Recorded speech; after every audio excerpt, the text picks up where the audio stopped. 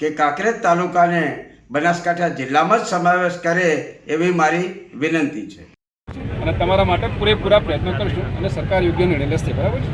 કાંકરેજ તાલુકાને વાવ થરાદ જિલ્લામાં સમાવેશ કરવાને લઈને વિરોધ.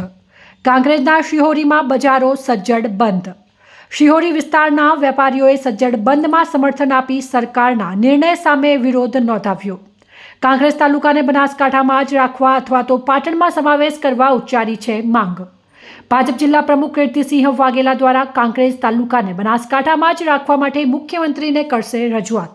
જે નિર્ણય કરવામાં આવ્યો છે અમારા કાંકરેજને જે બનાસકાંઠાથી થરાદમાં નાખવામાં આવ્યા છે જેનો અમે વેપારી એસોસિએશન સખત વિરોધ કરીએ છીએ. આ કોઈ પણ પ્રકારના સર્વે કર્યા વગર આ નિર્ણય લેવામાં આવ્યો છે.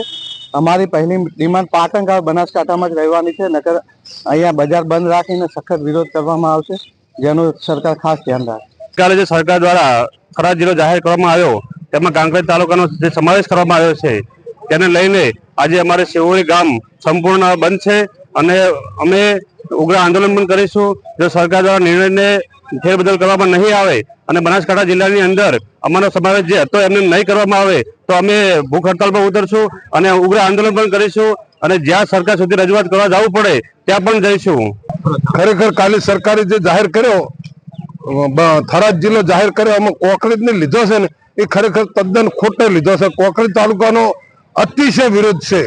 એટલે આ કોંકરેજ તાલુકા તો જે છે એ બરોબર છે, બનાસકાંઠામાં છે ને એમાં બરોબર જ છે. બાકી ઓમાં ખરેખર આ કોંકરેજ તાલુકો બનાસકાંઠામાં નહીં રાખે તો આનું ખૂબ પરિણામ ભોગવવું પડશે ખોટું. નમસ્કાર.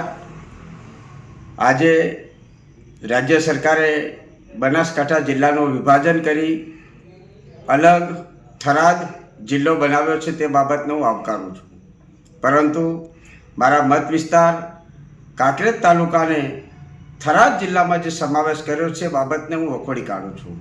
કારણ કે મારા કાંકરેજ તાલુકાના ખેડૂતો હોય, નાના મોટા વેપારી હોય, એમને પાલનપુર જવું આવવું ખૂબ સહેલું ને સરળ પડે છે. નાના મોટા ધંધા સાથે સંકળાયેલા લોકોને પણ જવું આવવું ખૂબ સહેલું ને સરળ પડે છે. જ્યારે થરાદ જવું ખૂબ જ અટપટું ને અઘરું છે, ત્યારે આ તાલુકાને થરાદમાં સમાવેશ કરી અને જે નિર્ણય લેવામાં આવ્યો છે એ નિર્ણય યોગ્ય નથી. કોઈપણ પ્રકારનું ભૌગોલિક પરિસ્થિતિની તપાસ કર્યા વગર જે નિર્ણયો લીધા છે, હું સરકારને વિનંતી કરું છું કે કાંકરેજ તાલુકાને બનાસકાંઠા જિલ્લામાં જ સમાવેશ કરે એવી મારી વિનંતી છે અને તમારા માટે પૂરેપૂરા પ્રયત્નો કરશું અને સરકાર યોગ્ય નિર્ણય લેશે. બરાબર છે. સાહેબ, સરકાર નિર્ણય ના લે તો પછી અમારે શું કરવું? અમે આંદોલન કરીએ પછી અમે આંદોલનના માર્ગે જશું. સરકાર યોગ્ય નિર્ણય કરશે. બરોબર છે. પહેલી અલગ અલગ વાતો ન કરશો. ભારતીય જનતા પાર્ટીની સરકારે હંમેશા માટે આ વિસ્તારના લોકોના જનકલ્યાણ માટે જ વિચાર્યું છે. આ વિસ્તારના લોકો સેવાળાનો વ્યક્તિ કરી તે સુખીને સમૃદ્ધ થાય એ માટેનો વિચાર કર્યો છે. સૌપ્રથમ તો આ જિલ્લાનું જે વિભાજન થયું છે એ મોટું કામ છે બનાસકાંઠાના લોકો માટે. તો હું તો માનું છું કે બધા એકી અવાજે તાળીઓ પાડીને અભિનંદન આપો માન્ય મુખ્યમંત્રીશ્રીને, ગુજરાત સરકારને. આખા ગુજરાતની અંદર એક જ જિલ્લાનું વિભાજન થયું છે, બનાસકાંઠા માટે નિર્ણય લેવડાયો છે. એટલે આપણા બધાના માટે જે હિતનું છે, જે કલ્યાણનું હશે એ સરકાર વિચારશે.